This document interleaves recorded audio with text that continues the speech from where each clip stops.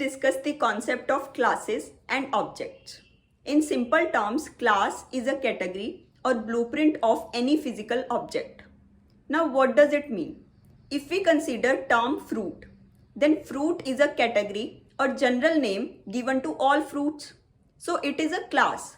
But if we talk about a particular fruit, say apple, then apple is an object of fruit class.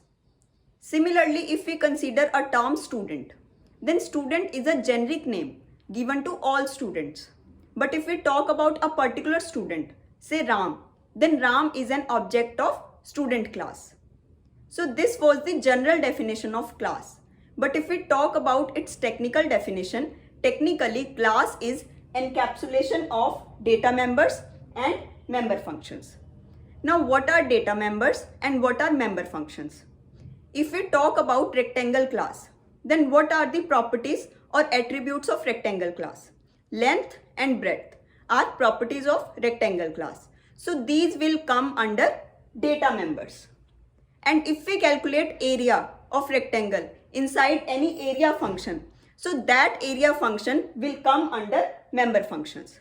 So if we talk about rectangle, length and breadth are data members and area of any rectangle will be member function.